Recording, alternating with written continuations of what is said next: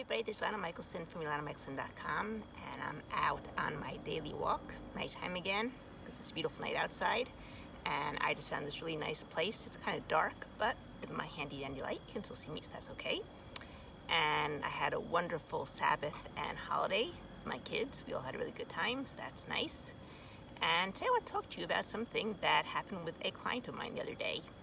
Now, she's been a client for a long time, and we know each other really well, and she works with her husband.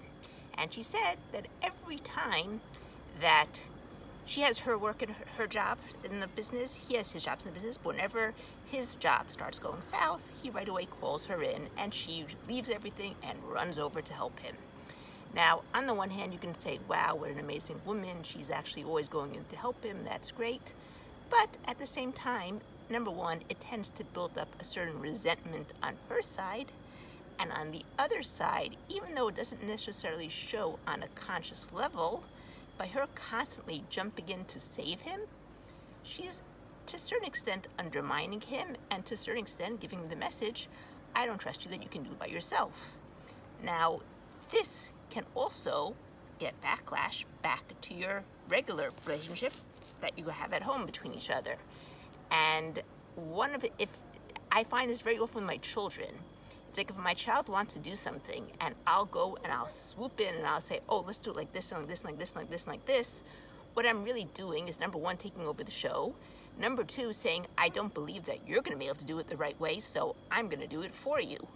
Now, the best way to show that you believe in someone is to really believe in them, which means to let them do it and let them do it their way. And even if their way is not necessarily your way, that doesn't make it a worse way, doesn't make it a better way, it just makes it a different way. And if it doesn't work, then they'll learn from the experience. That's called a learning experience. But you have to allow them to do that. You can't constantly swoop in and save the day, because if you swoop in and save the day, you're never giving them the chance of having that learning experience. And if they don't have the learning experience, they'll never be able to move forward either. So I think it happens a lot in relationships in general. It's like when one member of the relationship thinks they know how to do something better than the other, and the other one says you're going to do it, and the first one's going to always jump in and say, no, you're doing that wrong. No, you're doing that. And that's going to cause a fight, because the first one who's offered to do it is going to feel belittled, feel like they don't know how to do anything. And the one who swoops in is going to feel like, can't that one do anything right? I don't understand. Now, again, don't look at it as right or wrong. Look at it as a different way, and if it's not as successful, so you learn from it. Now, obviously, that's not to say, like, if you see they're going to do something that's going to burn down the house, of course you stop them from burning down the house. That's not a learning experience that you want to experience. But most cases are not such big things. Most things that happen are usually small learning experiences that are worthwhile letting the other person have, and maybe, who knows, you might have learning experience by seeing, hey, there's a different way of doing it, not just my way. That was interesting. So either way, you come out ahead of the game. On the one side, you're not putting down your partner, making the partner feel belittled, making the partner feel incapable. And number two, you yourself might actually find something new that you didn't have beforehand, and that's actually a pretty cool thing too. So the next time you feel like the need to swoop in and save the day for somebody else, especially if it's not your job, don't. If they really beg you, you might be able to give them tips. But I think the best thing of saying is, right now, I'm doing my job. You have your job at the work. I have my job at the work.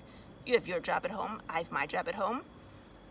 Do it the way you feel is good and learn from it. Now, again, this is not a blanket rule.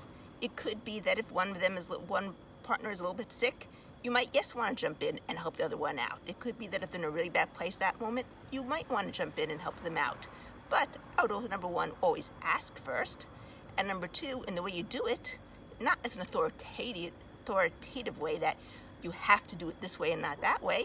Could be a suggestive way, could be, and I know my dad used to always tell me, I'm not telling you what to do, but think about this situation and that situation, or this possibility and that possibility.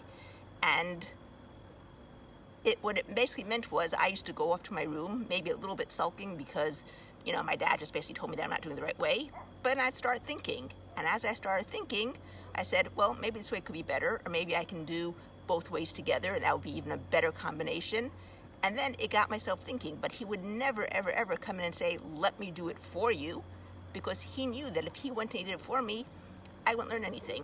I would just come out saying, all right, Dad will do it for me every time, and I don't have to do anything. Just pick up my hands and let go.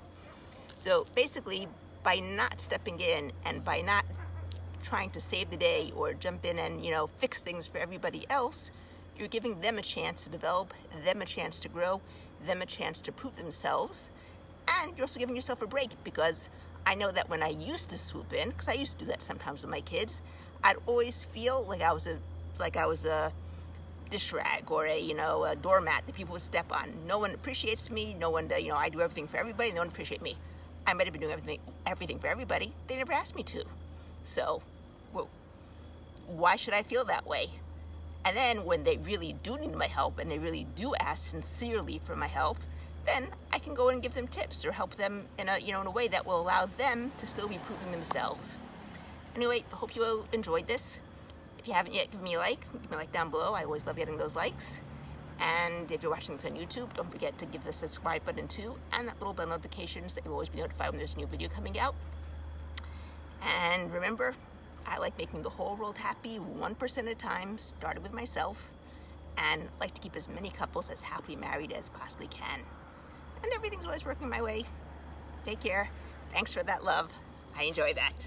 Take care.